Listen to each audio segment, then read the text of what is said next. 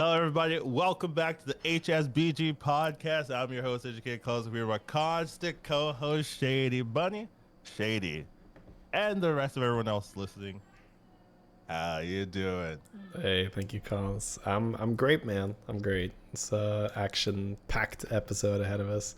How have you been? Yeah, I'm doing good, and we got not just one patch to talk about. We've got two, and is that our fault? A little bit, Yes. but mostly Blizzard's fault for releasing a huge patch and they had to make some adjustments. So we're going to talk about nitty gritty. We're not going to go through each and every detail meticulously. We're going to try to cover the important bits of these patches since it's a long patch, and we want to cover like what's important, some of the tips and tricks and like tools that you want to use to get better. So should be interesting episode, informative episode. Let's get started. Let's dive right in. Yeah. So, I suppose the way we can go about it is cover a little bit what has been released, what's new, and then dive into what can you use in your own games or what's been cool or interesting for my own games. If you haven't been paying attention, quests are back. Da-da! Shady's favorite game change, I guess. Spells give it a run for the money for sure. I know. I guess mechanic. Yeah, called mechanic. Yeah, game mechanic. Yeah. Additional mechanic. Yeah. They've also changed up a couple of, archetypes, minions, some spells, some quests itself, things like that. So there's been some new minions, some minions that have been removed. Okay, cool. Let's start with talking about the new requirements that have been added, some that have been interesting. The for quests, like new quests, like the actual quest, not the rewards. Okay. So the I would say the interesting thing that has been added is cast spells. Cast spells, right? Yeah. That one is highly cheesable with certain mechanics. If you have an opponent today had a tier 7 minion quest completed on the very first turn. It was bonkers. So one of the new quest rewards is you get a tier 7 minion. Now, that'll usually take you at least 3 turns, right? When you're completing that quest. That still seems very fast. Well, yeah, but I mean, we're talking about you're going to pick a quest that's completable, right? So I would say when you pick it, it's probably going to be 3 turns. It also, so again, for anyone who wasn't here for the previous quest meta, your quest is easier the more armor your hero has. Yeah. That is absolutely a thing. I've heard some people complain it's now armor picker extraordinaire again, where it's like you just pick the ones with the most armor. But I like it. I picked a Guff today, and I even hero powered on one of the turns. Yeah. Okay. All right, like Shady. turn 3, I was like, wow, I hero powered. I got +4/+4, and it was like fine. And then I promptly ignored the button for the rest of the game. But you changed it. You changed it. I did. I became Gallywix at one point. All right, but that's besides the point, right? So I do like that. I like that armor matters now because it's not just, is it a Gallywix? Is it a Snake Eyes? Is it a Murloc Holmes? Or do I have to pick some garbage? Like now I actually have to think, okay, I can take a really sweet hero power and then try to go for an easier quest. It's very difficult to take something like a Murloc Holmes that only has 8 armor and then also take like Ghastly Mask Felbat, which is going to be like such a... Forever. It's going to be like spend 80 gold or some bullshit, right? You're not going to survive. So usually the strategy is for you to pick either a strong hero power and then usually a more easy completable quest, or you go for a weaker hero power but lots of armor, and then that gives you an option to perhaps complete that Ghastly Mask Felbat or to give you Pilfered Lamps or something super cool.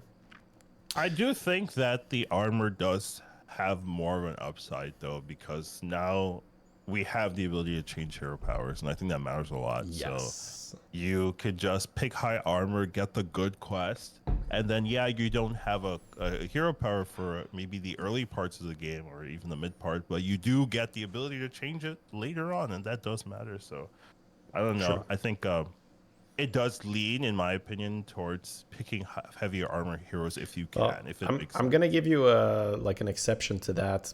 Okay. I do agree that it's better than before because of the option of changing the hero power later. Right. But the hero power itself can also be a super valuable asset in completing the quest. So Right. There are some heroes like that. yeah, like for instance, Gallywix, right? You can just spend more gold.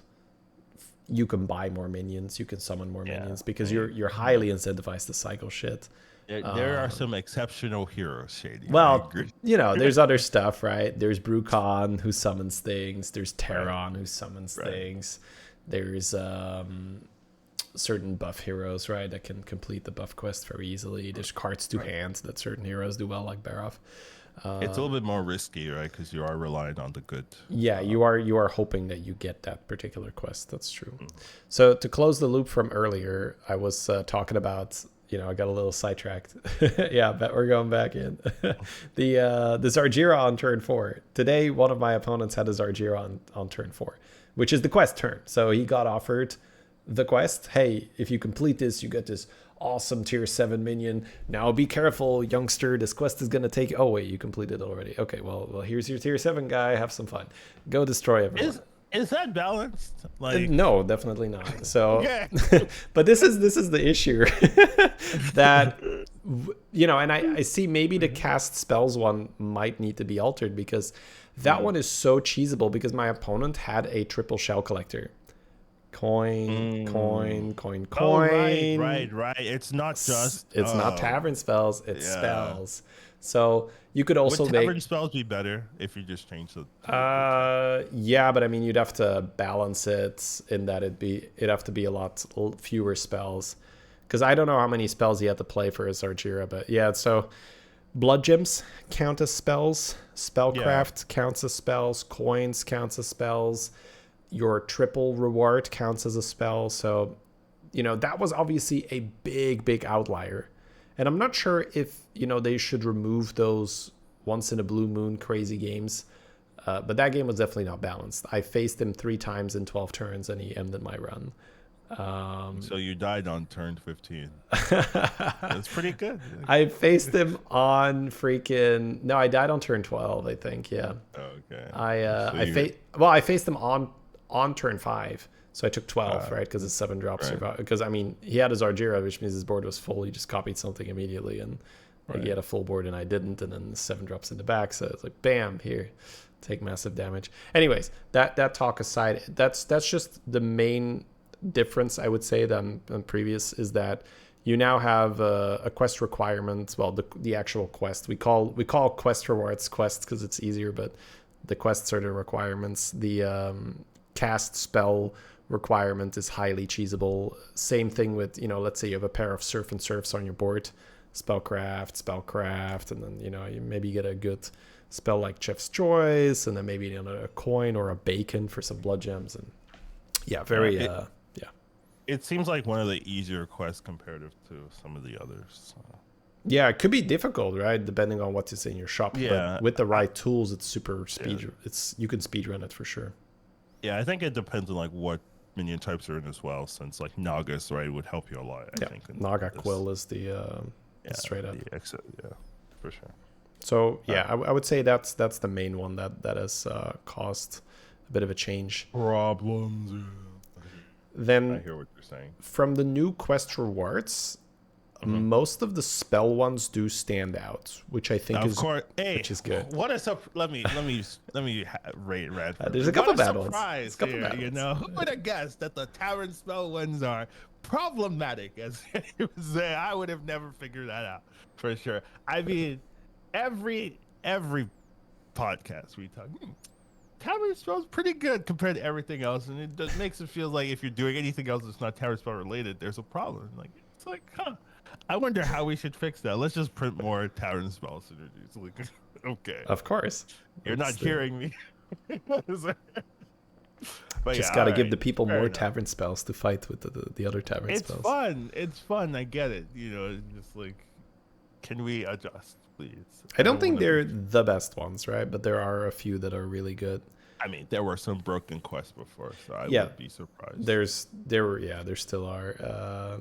So on release, so we're talking to balance patches in, right? So there was a very fast hotfix where there was some crazy stuff people were doing, and that was not okay. I'll quickly cover the craziest stuff people are doing. So there was a spell called Stimulant and Fluidity. They're back in the game, but they've already been reworked. On release, Fluidity was a tier 3 spell, I believe, that is Janda's hero power for 1 gold. So you just get swap something back in the shop. And then Stimulant was a 2-cost spell that was linked to elementals, and you could double the stats of something in the shop if it was frozen at the end of the turn. So essentially, Stimulant would freeze a minion in the tavern, and if you would leave it there, at the end of the turn, the stats would double. And so you could keep doing that, right? Yes. Now, it's stacked, so you could cast 5 stimulants. And then it was times 2, times 2, times 2, times 2, times 2. So it's stupid, right? You're like 20, 20, 40, 40, 80, Fun. 80, 160, 160. Yeah, so on and on and on. Yeah, ridiculous. So, of course, Jeef made a 70 million something cyclone or whatever Jeef always is doing, because he very quickly realized, well, rolling for anything else but stimulant is trolling, so I'm going to roll only for stimulant. So yeah, that was promptly removed from the game. It's now back, but it's Maiev hero power. Now it does the same thing, but you can't throw a bunch of stimulants on the same thing because it'll pop in your hand after the first stimulant has been used, and then it'll be locked in your hand for a turn, and then so it's effectively the same thing, but you can't stack it. That's elegant then. Well done. Yes, I think very elegant.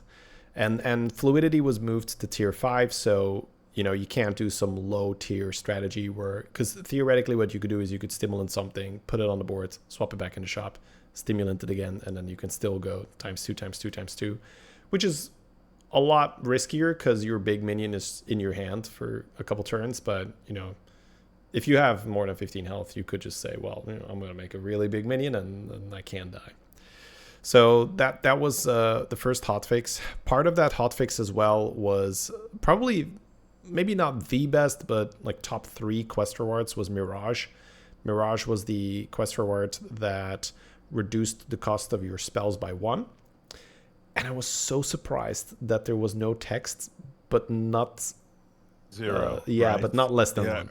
Reduced by 1, but not less than 1. They have this problem in chapters. It's like, don't understand. Hey, 1 to 0 is crazy, guys. When shit costs 0, it's really, really fucking good. Yeah. Yeah, for sure. Because then, there's no limit. So, yeah, the strategy was to play Smudger Lubber, but now it was on steroids because you would just go infinite.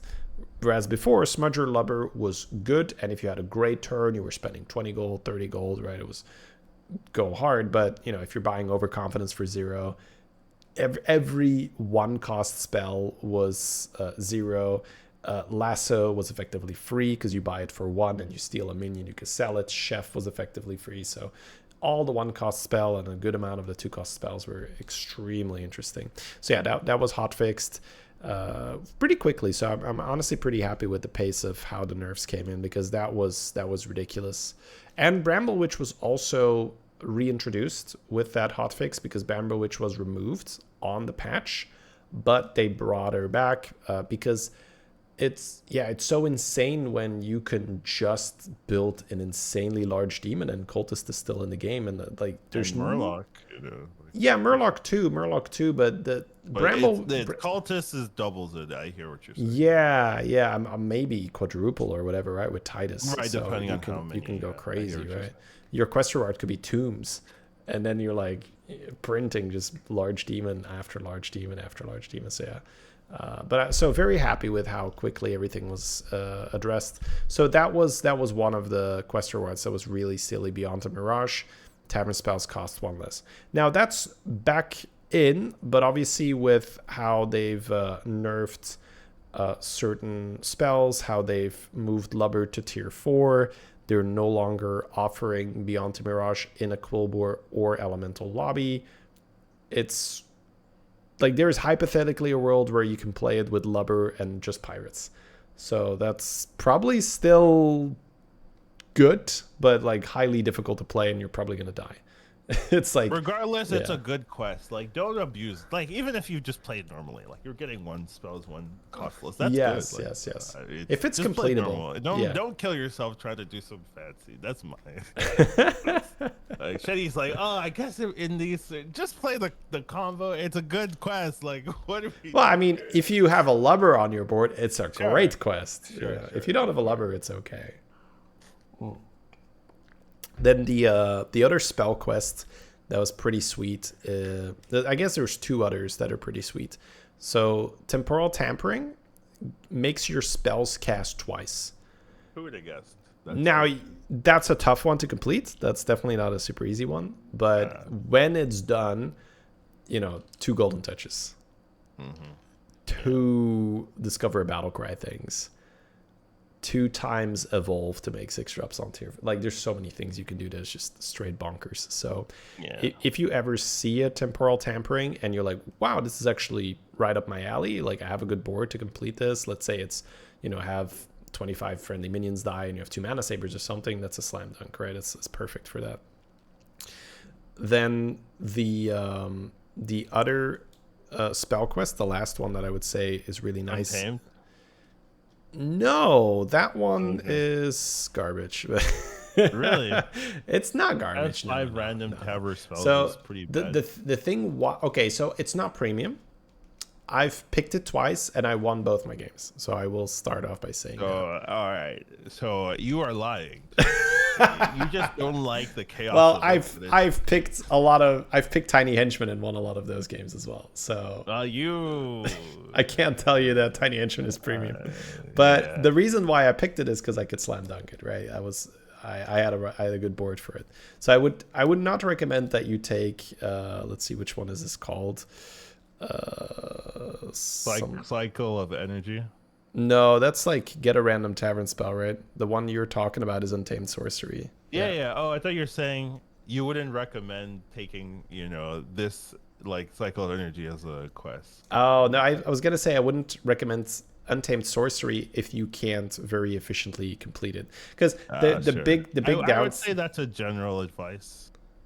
Yes, but no, right? There are some that you would go. Well, I mean, like Pilfered Lambs, like if you have the health, if you have the board strength. Yeah, but we can cover that later. Yeah, but that's an exception to the rule. I think that's a good rule. A good rule is to not take a quest you can't easily complete.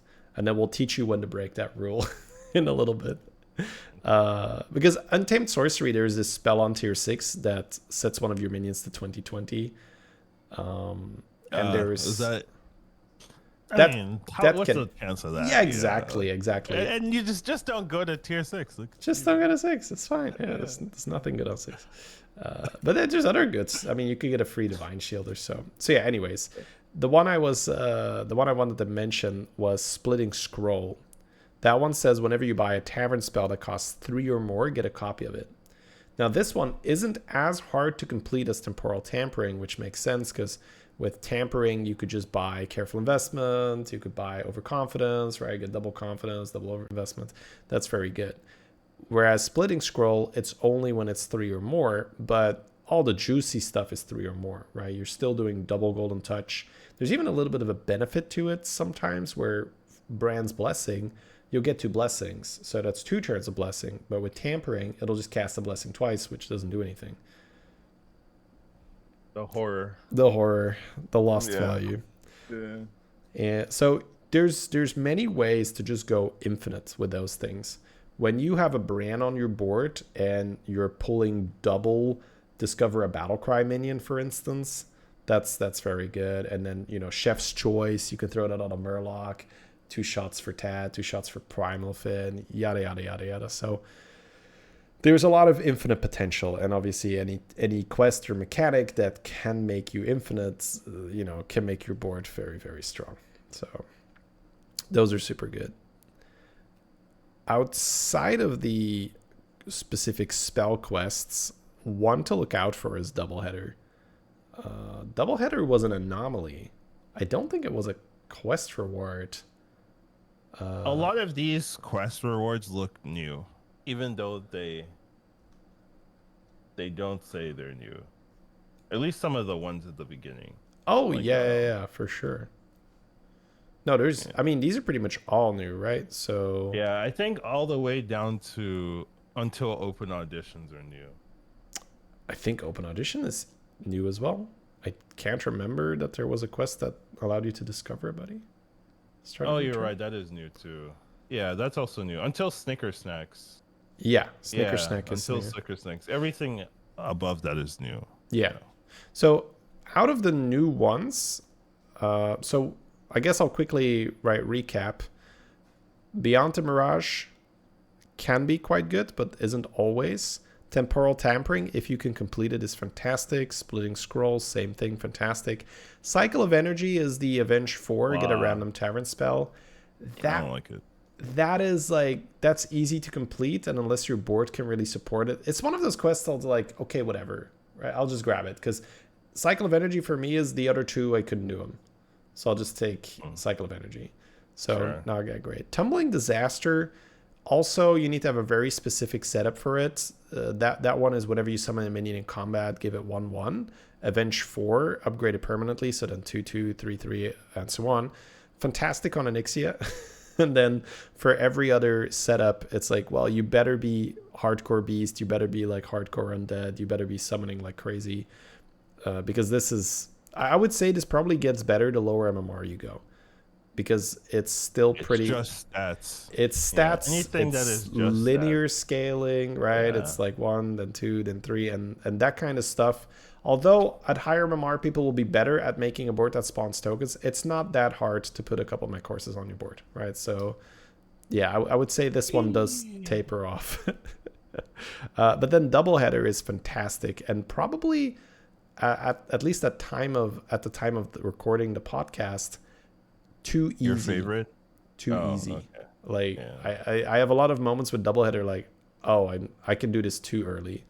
This is too easy. So I've won a lot of Doubleheader games because Doubleheader gives you. So this was used to be an anomaly, which is why I'm familiar with it. But I was like, oh yeah, this was around last. I was like, no, wait, this wasn't a quest. This was an anomaly. Everybody had it, right? Doubleheader anomaly. Everybody had Doubleheader, and then. To have it as quest reward really feels like cheating because when you played as Anomaly, the whole lobby had Doubleheader, and now you're like, oh, I'm the only one that gets two brands if I buy one. Oh, that's pretty good. So yeah, that can pop off really hard, really early. Yeah, it's too easy to triple. I feel with Doubleheader, like or just like go to 6, buy double Tethys, start blasting, something like that. And you get more money. It's like very strong, so I don't see why it should trigger that early. Yeah, so, makes sense. So. Let's see if there's another specific one. Oh, Stash of the Scribe, but then in the reverse. Stash of the Scribe gives you 3 spells at the start of the turn. That one feels overcosted for what it does. Now, it's nice to get 3 spells start of turn, but there's plenty other quests that can put you in a position where you can do that. With one gives you 5. I'm just saying. Yeah, 5 is more than 3, and it's easier. I'd pick that one. Every turn. It does a lot of stupid stuff like buff the shop with like temporary buffs and shit, but yeah, it's really Yogg Wheel. Like you just have, it's like Yogg Wheel every turn, so people would love that. And then stable amalgamation. Yeah, stable amalgamation. That one is pretty sweet. And this one I get some questions about on my streams where people say, oh, when you have this, you have to force Banana Slammer, right? Because the quest reward gives you Avenge 7, summon a 50-50 amalgam. It's just, you just get a 50-50. Exactly. And this is like high level player, right? It's like, Collins, if I give you a 50-50 and you can go to tier 6, can you win the game and then not care about the quest at all in the slightest? It's like, yes, of course I can. It's like essentially the quest reward reads, have an invulnerability shield for about 3 to 4 turns. Like 3 to 4 turns to do whatever the hell you want. And that's super strong, right? So if you can complete it early enough, which most of the time when I take this I can, it kicks in probably about when I go from tier 4 to 5. And that's so perfect. That's the turn where you're potentially taking damage if you're greeting, right? So we're talking a 9 gold turn. 9 gold going to tier 5 is basically just click the button unless you've done something the previous turn with like a careful investment or you have a bunch of extra money. That's your turn. You go from 4 to 5 and that's it, nothing else. Now, if your turn, let's say you needed to position your minions, or you needed to attack X amount of times, or any kind of quest reward that's going to complete at the start of the combat or at the end of your turn is going to kick in for that fight when you are going from tier 4 to tier 5, and then you're keeping all your health because you're winning. And then you can probably go from 5 to 6 and still keep all your health because you have a 50-50. That's game over, right? Feels good, man. Unless someone has like pilfered lambs and they're popping off or they're doing something unethical. We ignore those people. Yeah, right. If assuming it's a normal lobby, like you have just power leveled to 6 on 10 gold, that's turn 8. So you're tier 6, turn 8 health. With potentially armor intact. Yeah. That is obscene. Like this is a great quest reward. Let's keep that in mind. Yes, like, and you still have this. And I've had multiple games where I start with lava lurker crabs, and I just make this crabmobile that spawns 7 crabs when it dies. So that's double horse, baby, right? If that's behind some taunts, and you have, let's say, like 2 risen riders to guarantee the first horse, that you're getting 2 horses. So that's even longer invulnerability shield if we call it like that. So that is just an excellent quest reward, and you most definitely do not have to play around it in the end game. Now you could be beast and you could have a golden banana slammer, and let's say there's some golden procs and this thing comes out with 200 damage. That's very possible as well, but you don't have to, right? Like for instance, if beasts aren't in, you can still pick this, especially if it's easy to complete. So fantastic quest reward. They should make this a 49.49 amount. Because I know it will piss so many people off for no reason. Just nerf, yeah. So we've made it a 49.49, like, or even worse, 50, like a 49.48, like non-matching numbers. That's savage. Yeah, you're gonna get a lot of complaints. Just by doing this.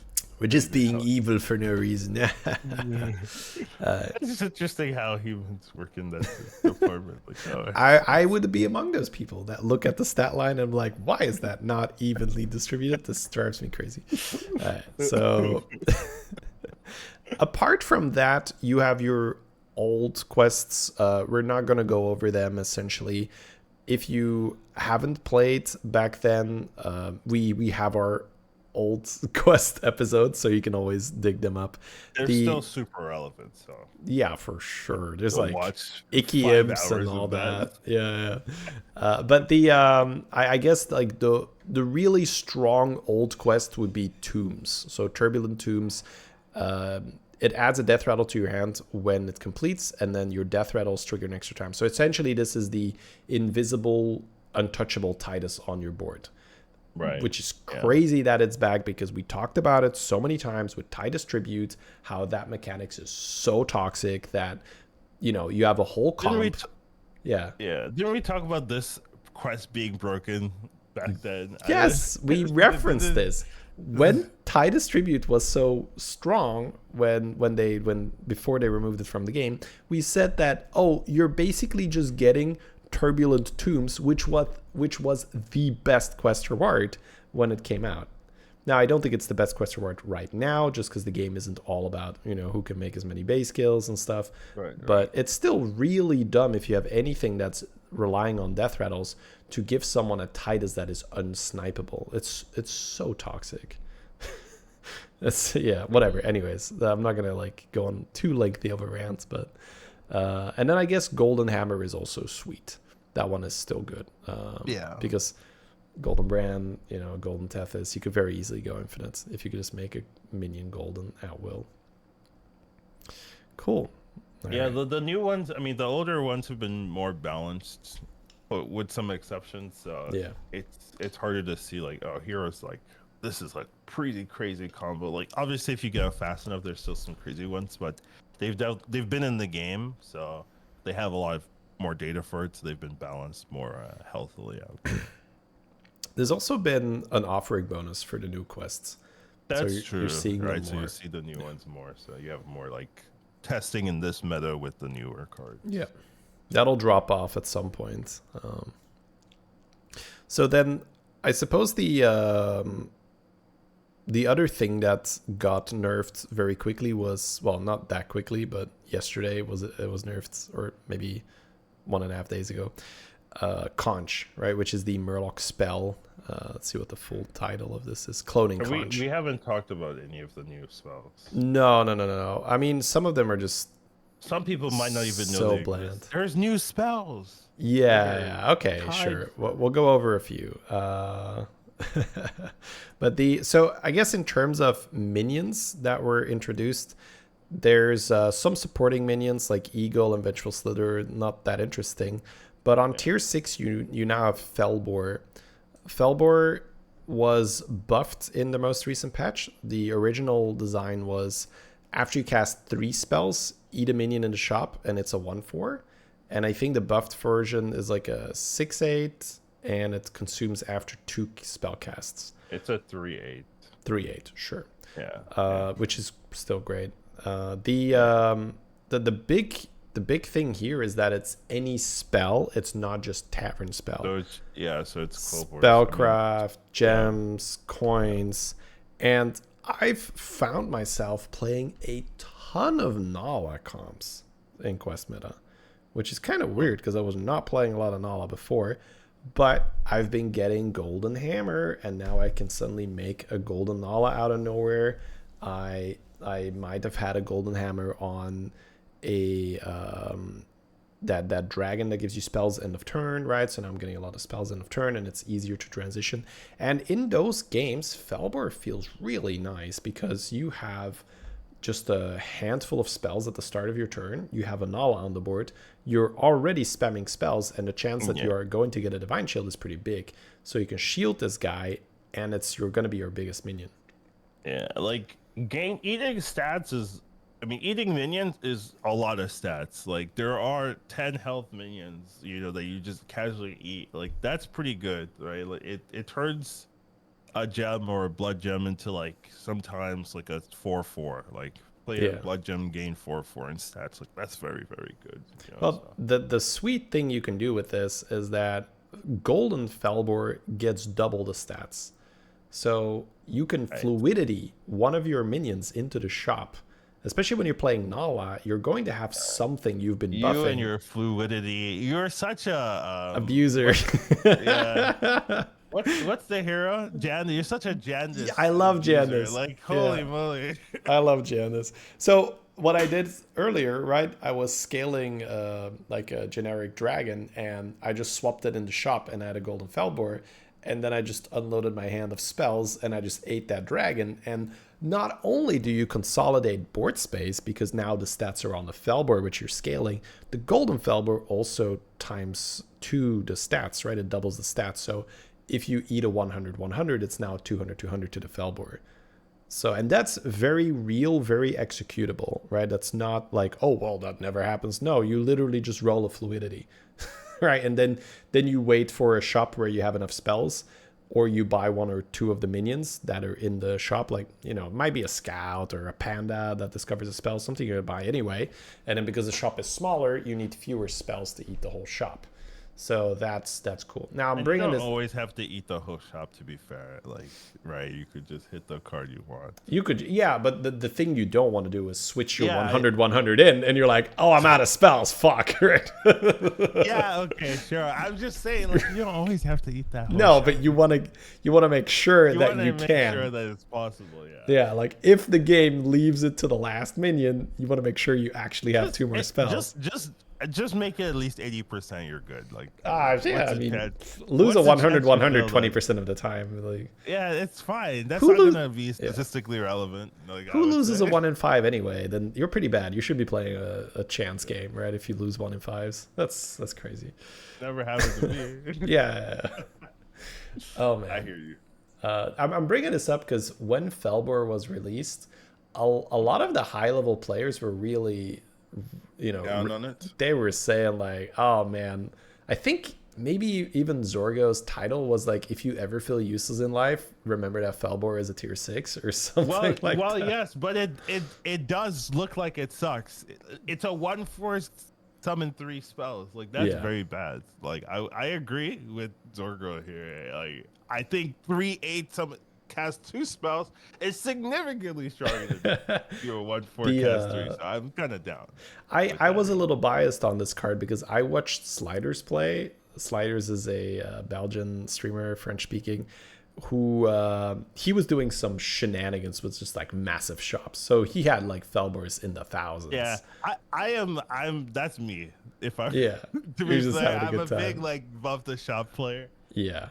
So I could see why he's like if you have Rylak Felemental, this thing is fantastic. Sliders is Belgian or French. I'm taking credit for Belgium for those high level skills. I know Citro is Belgian, and I know they are France, so maybe I assumed wrong. Anyways, French speaking, right? Well, I'll take credit for that.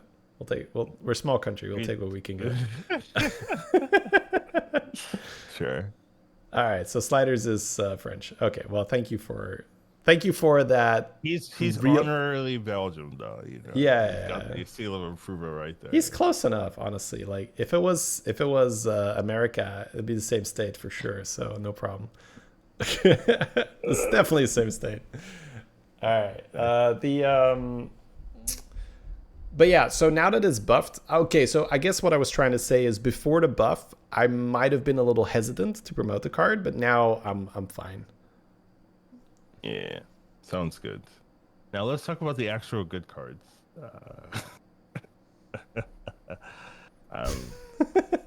Actually kind of trolling, but there are some good new cards that they did add besides Felbor. Yeah, I mean, I think the only one really worth mentioning, because, okay, so we'll talk about Dread Stomper and Lassomatic. Dread Stomper is essentially the Foul Stomper.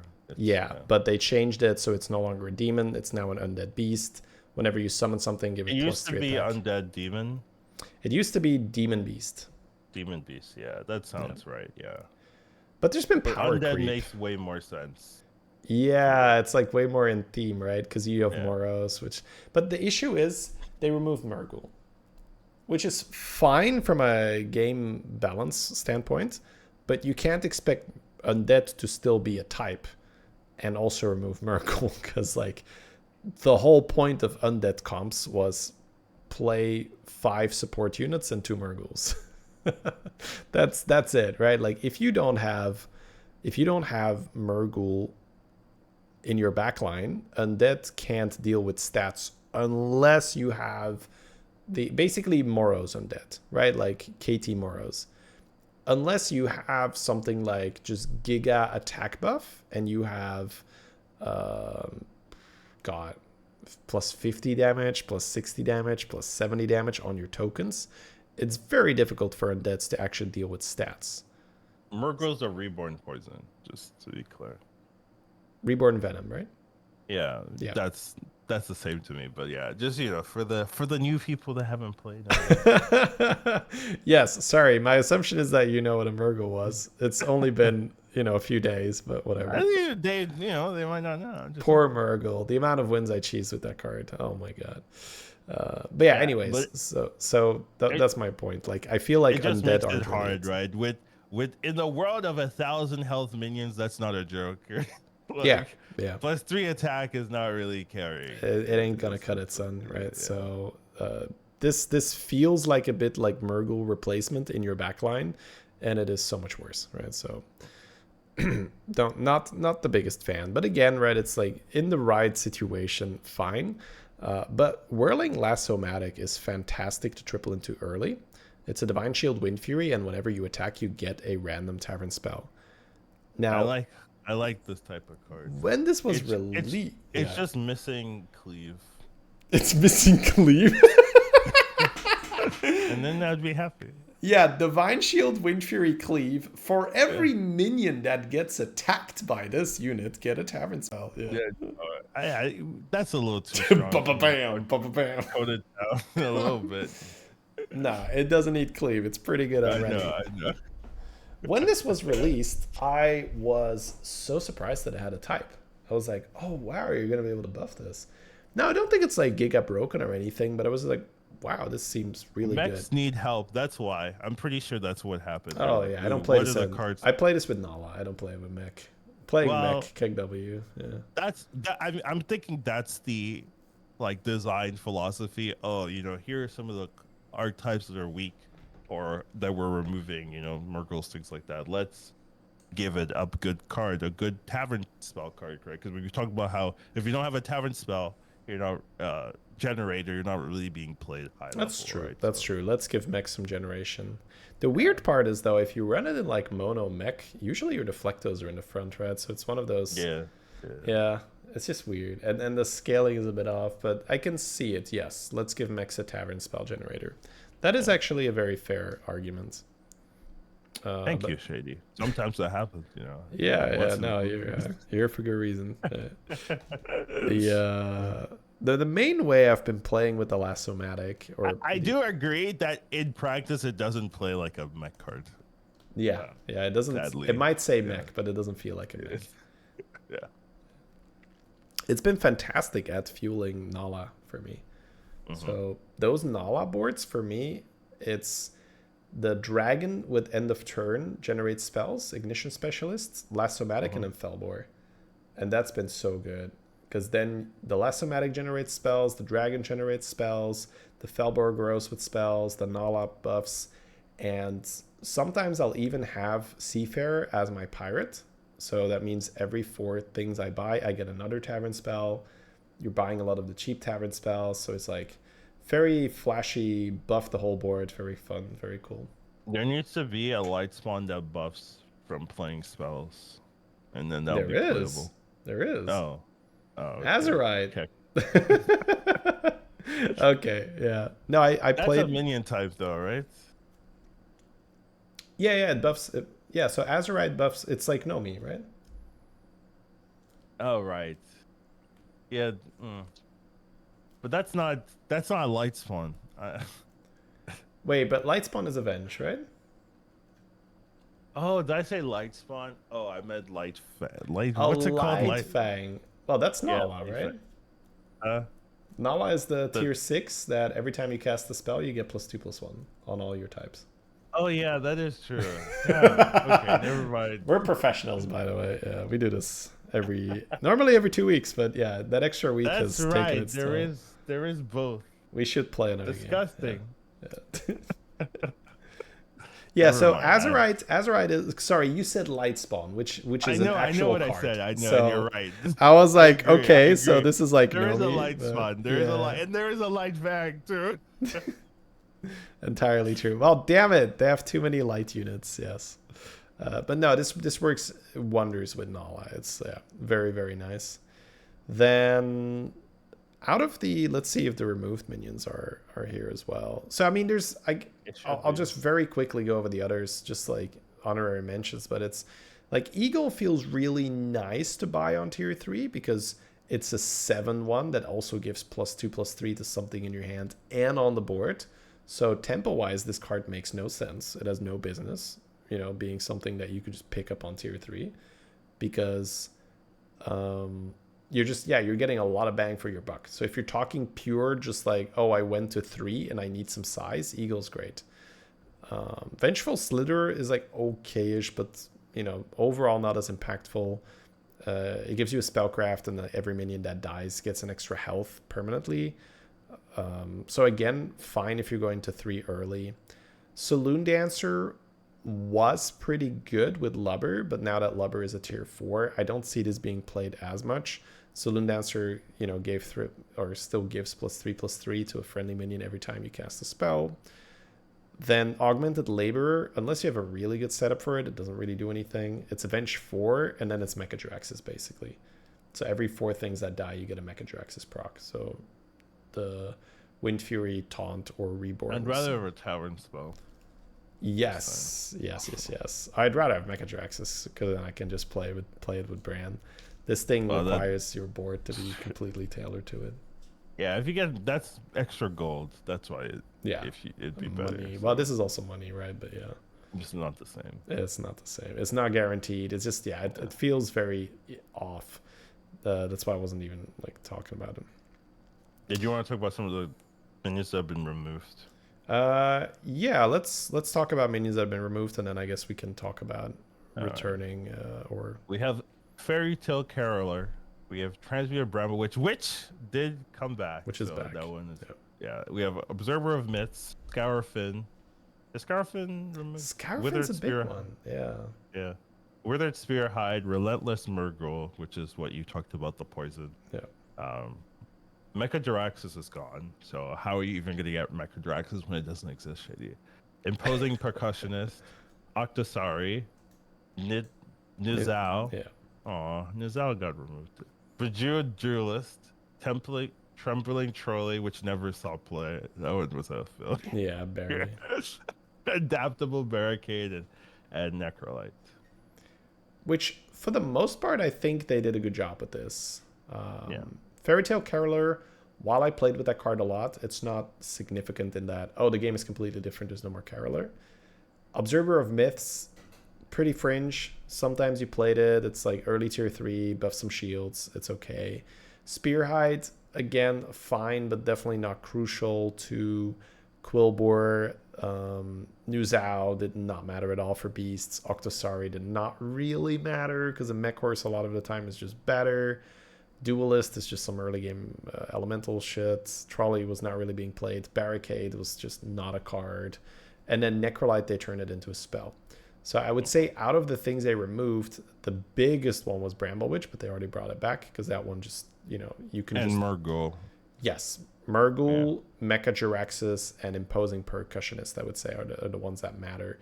Because I hadn't really realized this until I was playing a demon game, but Bran used to be really good with demons because you could play both Mechadiraxis and Percussionist. And that was fantastic to fuel your Urzels. So if you could get a few Felementals, buff your shop up, like +10/+10 or something, doesn't have to be crazy, then whenever you play a Percussionist and you have 2 Urzels down, that's Demon from the Percussionist, E2, another demon that you pull, E2 more, and then the other demon because you have Bran. So every Percussionist ate a whole shop. Same thing with a Mechadiraxis. Every Mechadiraxis ate a whole shop. That's no longer here. So I played Bran with demons. And I'm like, why do I have you? It's just for Felemental. You've been trained off the wrong models. How dare you? It was very weird to be in that spot and like, oh wow, yeah, Mechadiraxis and Percussionists are gone. So I don't know exactly what happened with Percussionists for that to be gone, but it feels off. But maybe it might just be like its stats were bad since it kills you. Yes, that's my. You do need reminder. Like people just play it and they die, and they're like, okay, this is not helpful because you just have people killing themselves. Perhaps it's an idea to make the type less dependent on reminder, and say maybe we're gonna step back a little bit from the self-damage stuff, and make it so that you could theoretically play demons even when you don't have the damage immunity. Yeah, which makes some sense because I've done a little bit of that recently. Now you still have Bazaar Dealer, you still have Malkazar, right? You still have Wrathweaver, so I can just imagine people have Brad at no reminder. They play this, they forget about the Brad. Bam, bam. Like, oh right. Like snap the Felbat, take 6, die. Like, oh no. Yeah. Whoops. Whoopsie. And also we have some minions returning to the minion pool. Thorncaller, Cyclone, Crackling Cyclone, Ural, Rendell the Mastermind. I don't understand that one. Tortilla, Blue Shell, and then Mantid Queen. So Mantid Queen is back, which is pretty cool because it's a unique card. It's like Murgle, but healthier for the game.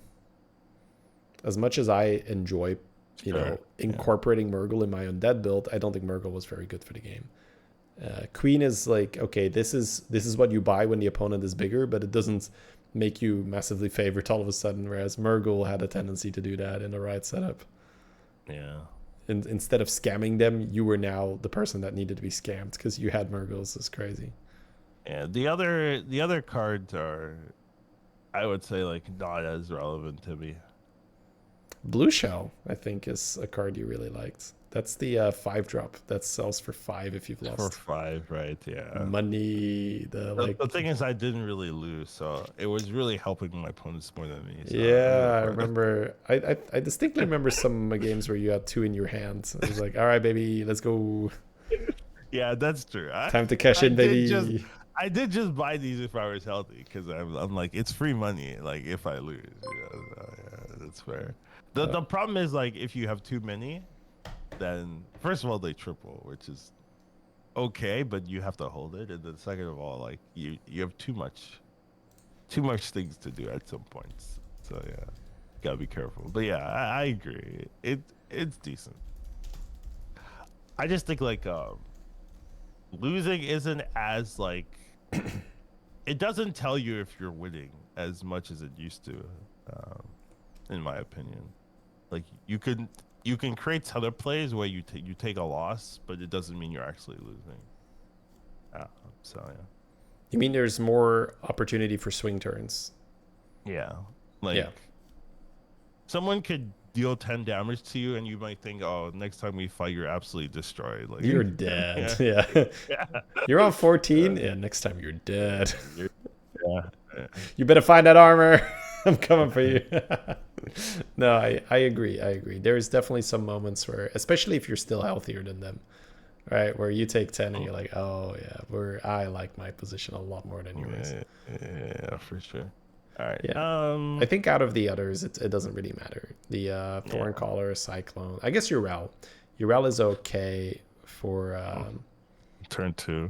Yeah, there's certain boards where Urel is super strong, and you also have the ability to cheese the quest that wants you to buff X amount of units, increase the stats 20 times, for instance. Like 1 Urel attack could be 5 of that already. That's true. That it was good for that. That's fair. Has its niche there. So I guess we'll cover some of the new spells, right? The interesting ones. Okay. So we've already talked about Fluidity, which gives you Gianda's hero power. Toxic Tumbleweed is like whatever. It's not that relevant. It's like an extra 1/1 poison with rush, but you need to play 6 minions for it, and it costs 2 gold. So it's. I'd rather it attack at the end than at the beginning. What do you think? Yeah. I mean, this kills Taunted Brand. This kills Taunted Brand and the pop shields. Okay. Yeah. That's what it does a lot of the time. But Channel the Devourer is super interesting. That's a 4 gold spell. It gives you Mutinous hero power. Yeah, I've seen it. So that gives you some opportunities. Consolidation, yeah, for sure. Scavenge for Parts is 4 gold for 1 magnetic every 3 turns at the end of your turn. No, it's every turn for 3 turns, not every 3. But I hear what you're saying. Sorry, yeah, my wording was off. I got you. I do that all the time. Excellent. You got me. I've only bought this one time, probably when I was running out of time and I had to dump my gold somewhere. Imagine playing mechs, though. That's the problem. Yes, exactly. Yeah. Then there's Cloning Conch is the big one, right? We talked about how that shaped the meta. It's really good that it's been adjusted now. It's 4 gold instead of 5 gold, but it will not copy a golden version anymore. So the whole strategy before this is that balanced. I feel like that's still pretty freaking good. So yes, I don't know. That is still very good because you'll just copy a regular big bream.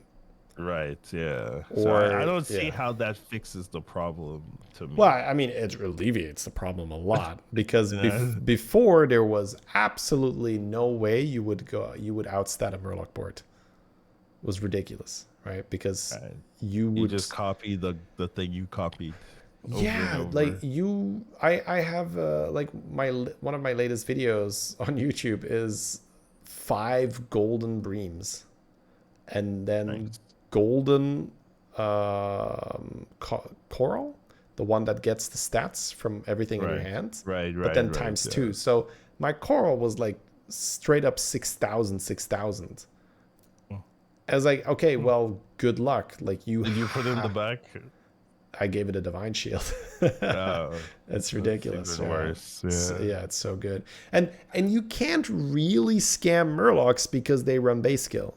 Like, it's really hard to scam someone that runs base skills, because that's extra bodies, that's gonna tank your venom, that's gonna block all kinds of bullshit, right? And they're gonna have venom of their own, and then this and that. So yeah, before this nerf, Murlocs were completely out of control. It was straight up the best type. Now it's still good and potentially could be the best, but it still seems the best to me. You have some hopes of winning. Yeah. I love this, right? It's like, okay, clone your Murloc. You have a 500 or 200 Murloc. Here, have another one. Let's look at the next one. Guzzle the Goop. At the end of your turn, give your dragons 4 attack. Yeah, it's a joke. What? Don't buy this ever. Who designed this?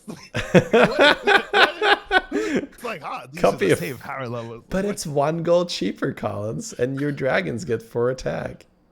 What?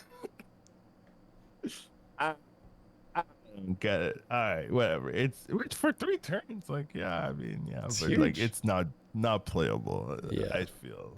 Then Boon of Beetles is okay-ish, but still costs 2. So basically, you don't really want to buy this unless you have to. So if you are a beast comp and you lack summons, then you can do it, but it's gonna block your reborn, so that's awkward. Like, if you reborn your Goldrun and you cast Boon of Beetles, then it's gonna favor the Death Rattle proc over the reborn, because that has priority. So your Goldrun won't reborn if you cast Boon of Beetles. I feel like reborn should have priority over Death Rattle. Like, that's kind of weird as well, because then you have like Raptor. So? Well, Raptor then won't have cast his Death Rattle and just reborns as a 1/1. It's just like kind of weird. I get it though. I get it. Yeah. I'm not saying it's wrong, but the game mechanics right now favor Death Rattle. So your Death Rattle goes off. That's because it's been designed that way. You can undesign that, you know. You can. Yeah, but it might break more than it fixes. Yeah, there might be like, well, this, and that no longer works now. Too much effort, and it's probably tied to regular Hearthstone. I don't know. I think it's changeable for sure, but it's. I think it's changeable. I don't know if it but I don't know if it improves the game. Okay, sure. All right. Yeah. I was spitballing. I'm sure. down to say that was a bad spit. No. I mean, I haven't thought it through. It's possible that it's better. I haven't either. So I'm down to say, maybe not necessary. All right, let's move on. Okay. Butchering. Tier 4 2 gold. Destroy undead. And your undeads have extra attack equal to its tier this game. Maybe. I don't play undead because there's no Virgo. Yeah, I mean, destroying a friendly undead isn't always bad.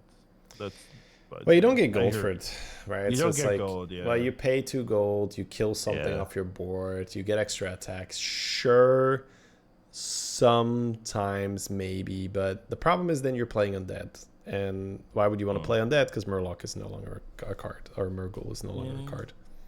I hear you. That's just like a functional problem.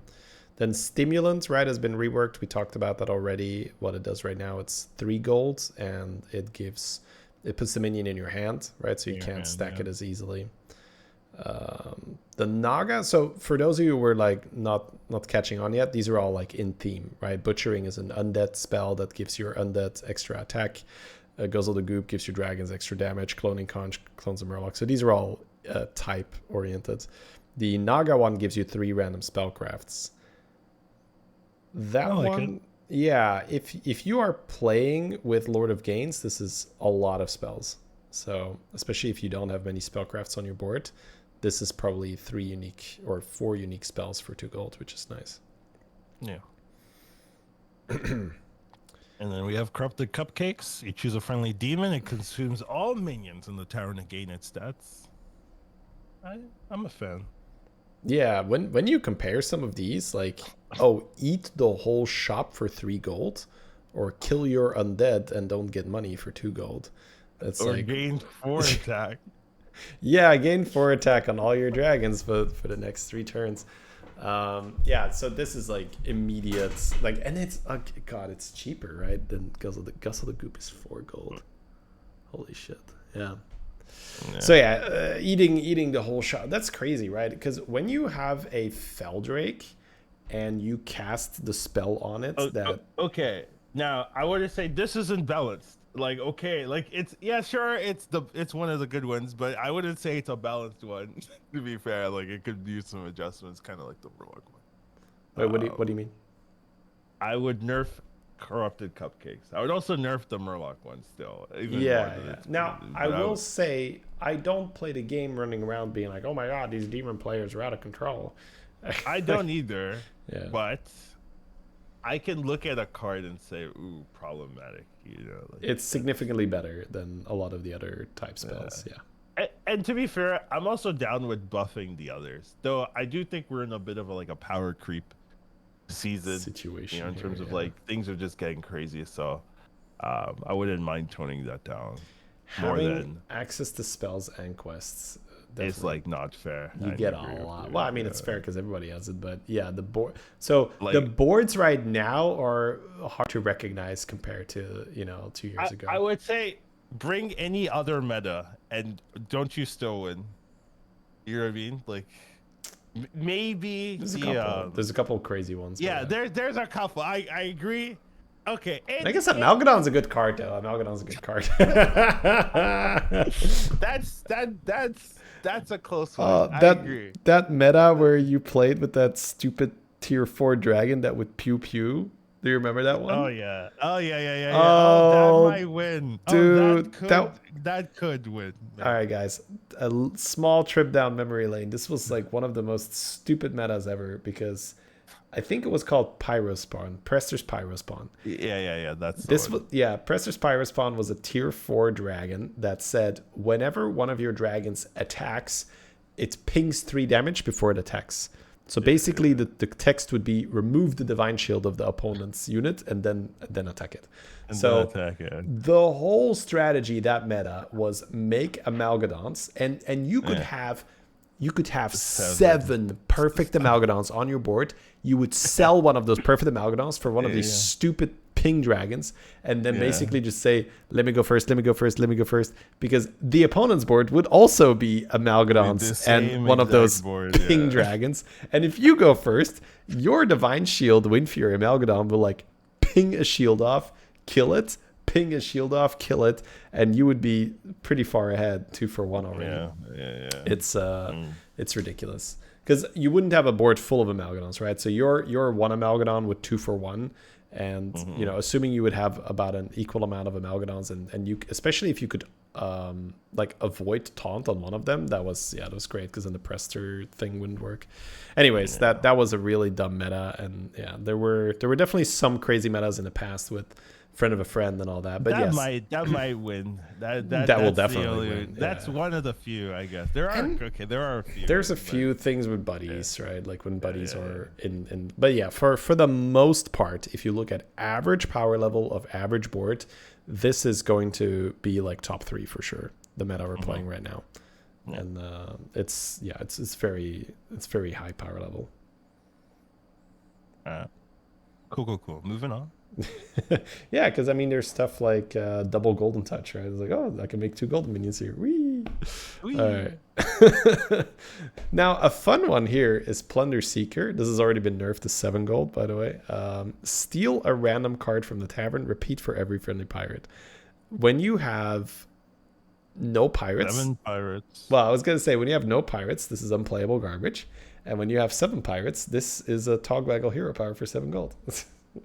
Which is fantastic. Which is pretty good too. Yeah. So there's no in between for this card. Honestly, this card gives me stress because when I play pirates and I see one of these cannons pop up, I'm like, oh my god, that's a long turn. Okay. And then you roll a second cannon and you're like, oh my god, there's so many things I have to do in this game. And then it gives you so much gold. Yes. And it steals expensive spells too, right? It can steal Golden Touch. I'm saying like it can steal itself. It can steal another cannon. I've done that. Cannon to steal a cannon. I don't like that. It's super in theme for pirates, and to be fair, most pirate games you're kind of popping off already anyway. But this can definitely, like, when you are in the early stages of the pop off, we're talking you have 1 Tethys, no brand yet, but you put some pirates on your board because the Teth has been making pirates, you've been buying some pirates on tier 5, etc. And then you hit one of these cannons, that can absolutely be the sort of the bridge between, oh, I was not really gonna go infinite this turn versus, oh my god, this gave me so many extra resources. I can now really pop off. So I would say that it's at its most important when you're not infinite yet, which makes total sense. It must suck if you have like 5 gold and you roll this. I guess you just sell 2. Sell a sucker. All right, yeah. I need 4 gold. Right. Yeah. So I need a number. It all depends on how many sellable things you have. If you have to start selling like a 2020 dealer, then it makes no sense, right? Then you have to freeze or whatever. That's right. You can just freeze. Annoying. Yeah. All right. Fair enough. Well, your turn ends, which isn't great, right? So you have to freeze and buy something you didn't want to buy. Yeah. Fair enough. All right. And then the last one's gem confiscation, which is just you have gem transfer in spell form now. I think that's fine. It's basically necrolytes. Yeah. I mean, this has been. It's actually better because you don't have to mess with your. Yes, that's what I was gonna say. The super annoying thing is if you have a board where you have one thing you could sell and you have a gem transfer, what you used to have to do was sell the one thing you could sell to play necrolyte, move the gems to 1 unit, then have a second gem transfer, sell one of the quillbore you just extracted the gems from, then play the cleave, then transfer the gems. Okay, now it's literally just sell one thing, play the cleave, move the gems. Yeah, which is not so much less hassle. It's so much better, right? Because before, if you didn't roll 2 gem transfers, sometimes you had to just like give up something that had 50-50 gems, 100-100 in gems. You just had to say like, well, okay, well, this is the thing with the least amount of gems, so right, off you go. Can you even change your hero power to Phelan? No, I think what they're asking, so there's a question from the live stream here, right? Right. The question from the live stream is, what happens when you have a minion? As Phelan. Yeah, okay. So you are Phelan, you have your 6-drop in your hand, it's chained, and you don't switch your hero power before you get it. I think that it just stays chained and you don't get it, but it's entirely possible that you would still get it when you go to 6. I have never done that, and I think theoretically both would be valid. Like in like from what I think, you shouldn't get it because you don't have that ability anymore. Yeah, but it's possible that's already coded into the card, as in like when you go to 6, the chain goes. So the answer is we don't know. Have a good time testing that. Someone knows. Someone in chat. Someone in chat knows. Yeah. Yeah. Someone said you get it.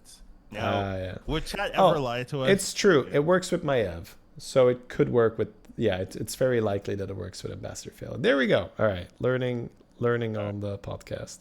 So yes, that never happened. You're free to change your hero power. Feels good. So now that we've essentially gone over the interesting stuff, right, of what is new, which was quite a bit, right? Big patch. I wanted to just talk to you about the quest selection process, because that is such a big part of this meta, and I feel like that's where most people can make a lot of improvement to their game. For Zap is an 11/22. I just want to throw that in. Yeah, I feel like that has to be said. So I like it. They removed Worgen and they put Zap back in, which now if you triple into a Zap, it's so much tempo. You're gonna just like smack people with your Zap. It's so dumb. But I get it, because Worgen was complete trash. So yeah, and Zap was also the same. Well, Zap at least had a good chance of killing Baron. Yeah. Worgen was just like, well, I'm just gonna go die now. So boink, and just like hit something random. It's annoying. It's funny how good you have to make the I don't do anything tempo cards, like for it to be like, oh yeah, okay, 11/22, maybe I'll consider it now. I think they just buffed it because there's so many ways that people were buffing your Titus now. Yeah. You just have to get. It's like we're just gonna have to give the Zap some health so it can survive the Titus recoil. which is so dumb to say. Just Like dies to Titus. Titus, Like, okay. Titus just been pumping iron. He's like, yeah, It's god 'cause damn it, now, baby. It needs to be bigger than a 2020. Like, Yes, that's the reason. exactly. It needs to hit into a 2020 twice without dying, and that's Without dying. Yeah. It's. I like how you phrased it like that. That is essentially what they were looking at. I was like, all right, let's make it so that it can actually finish off a Titus that got plus 20 or got turned into a 2020 from the spell. Yeah. Pretty much makes sense. It's just funny. Here's an 1122 on turn 5 or 7 or whatever it is. Like, have fun with that. Five's rough. Yeah. Yeah. 6 or 7. Yeah, turn 6 or 7. That's still kind of rough, but yeah. That's what minus 15 looks like when that Zap attacks low power minions, so it's not gonna kill itself most of the time. Yeah, rough. All right, let's go talk about your whatever your thing, your quest selection process. Yeah. So I just want so you played the previous quest meta as well, right? So you still have that mentality that like what goes through your head essentially. But when you're opening up so it's turn 4. When you have the quests in front of you, we're actually going to go back, right? But we're going to first talk about the turn 4 because quest selection process starts on turn 1, right? Because you start thinking about which minion to buy because you want to get ahead of it. You want to figure out what is going to, you want to cast as wide a net as possible. Say like, okay, if I get this quest, I could do it. If I get that quest, I could do it, et cetera, et cetera. But on turn 4, you get your 3 quests offered. I would say that the 2 big directions you can go is I have an easy quest that provides me with some tempo, or I have an ambitious quest that provides me with a way to win the game off my quest mechanic. Yep. All right. The tempting pick is almost always going to be the one that wins you the game, right? Yeah. So I guess do you have any more just thoughts, memories on just turn 4 in general for quest stuff? Well, I wasn't gonna say just turn 4. It's just like just in general. Yeah, sure. The trend of holding things in your hand, like that has to be learned again if you're not used to quest meta. I think that's very fair. So if you played quest meta like for a while, you might get like, oh, okay, here's a minion I buy. I'm actually not gonna play it because I'd rather wait for the next turn. Or here's a spell that I could buy. I'm actually not gonna use it because I'm gonna wait and see, right? And that's not something you pretty much want to do in any other meta type. But here, holding things until the quest pops, then like how you're going to use these resources. I think makes a lot of sense. So that is something I would mention. I think that the holding one is a really good one to talk about because I think there's definitely the methodology to it. This is a question I do get asked. Do I hold cards? Yes or no? And the answer, like everything, is it depends. But let's make a rule, right? To help you decide whether you should hold or not. Sure. So I think the first criteria, and again, right, to clarify, you hold minions on turn 3 in your hand because when turn 4 rolls around, your quest might want you to play 2 elementals, and you just played 2 elementals the turn before. So let's say, bad. Yeah, let's say the quest requirement was play 4 in total. You could have been halfway there already. You could have maybe done it in one turn because you were holding resources. Yeah, especially if one of those things is elemental. Elemental, yeah. The danger, of course, is by holding, you take extra damage. By taking extra damage, you have less margin for error to complete your quest and get value from it. And the hold might be completely irrelevant, right? You might not get any reward from it. That is the big cost where you take damage for no reason, essentially, based on how the game plays out. So the way how I figure out whether I'm going to hold or not is I look at the minion and I ask myself 2 things. How many different quests does this help? So is it a minion with a type that has a battle cry that puts a card in my hand? Suddenly you're thinking, wow, that's a pretty wide net already because That could be Shell Collector, right? It is a battle cry, it is a Naga, and it adds a card to my hand. That is exactly the card you had in my head. Yeah, like Shell Collector is a perfect example because it also touches on the second criteria for me, which is it going to win me the fight or not? Because that's another thing, right? You can have just a weak hand, but it's great for quest completion. Then there's even more reason to not play it. Whereas you can play something like a Urel. Urel does one thing, which is summon, if you're holding it, right? When it's on the board, it can do multiple things. It can complete your attack quest, it can complete your buff quest. But the only reason you'd hold a Urel is because you have a quest that says, summon 10 minions, and then summoning a minion from your hand would complete one. Now, that's not enough reason to hold it. That's a bad bet. So something like a Urel is going to make it very likely you're going to win your turn 3 fight, you're going to save health, and it was not going to help complete very many quests. And then on the opposite end of the spectrum, there's something like a Shell Collector.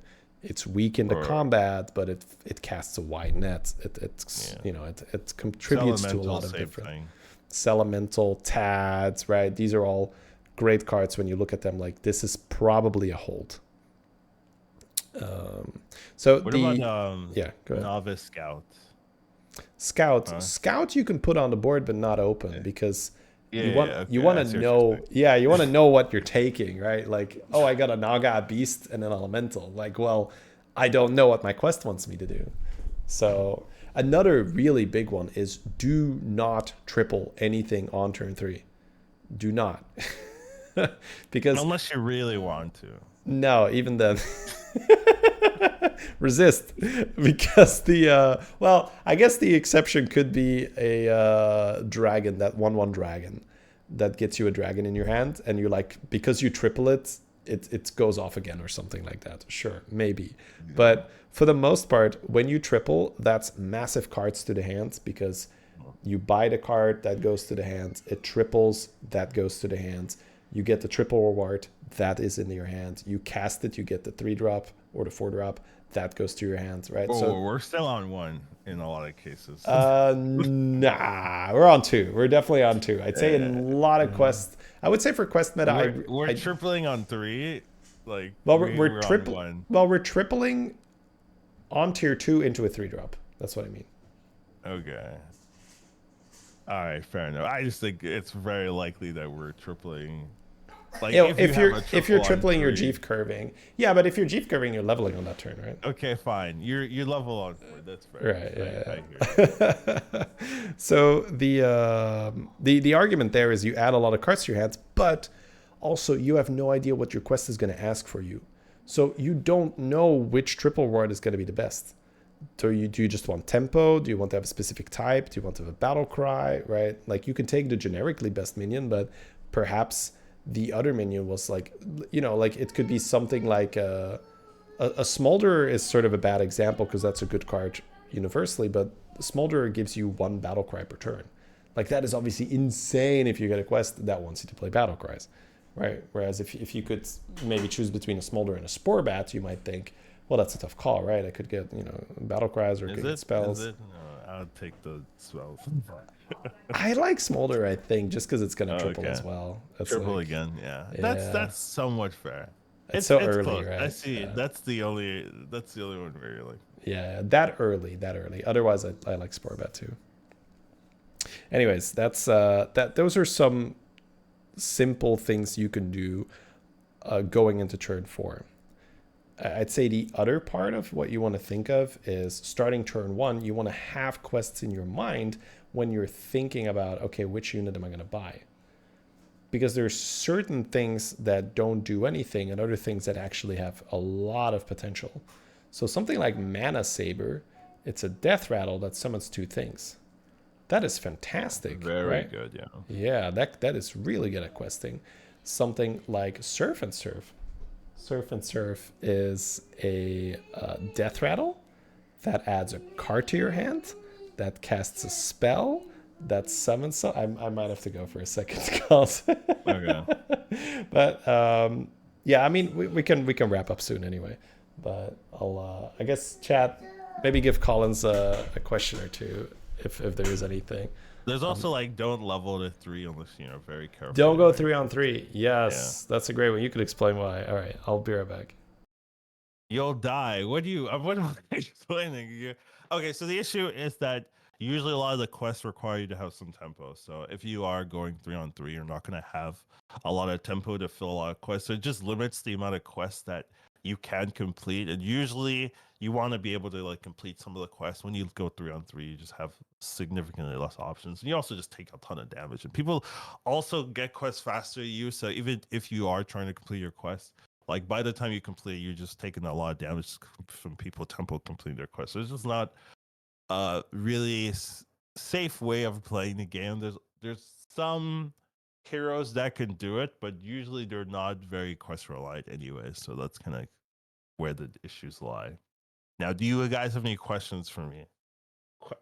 Quote unquote. But generally, in terms of playing quests, it's more about like figuring out how you want to play.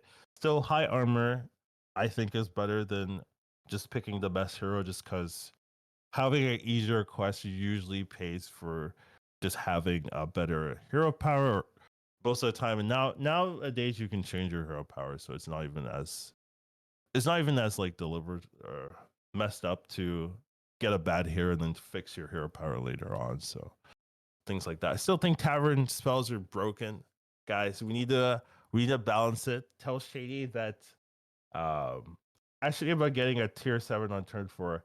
Yeah, we talked about it. We talked before before these shows come out, and he told me about someone just triggering getting a turn 7 on the first turn or so, and how it's not fair, and that card needs to be changed, things like that. Omu 3-on-3.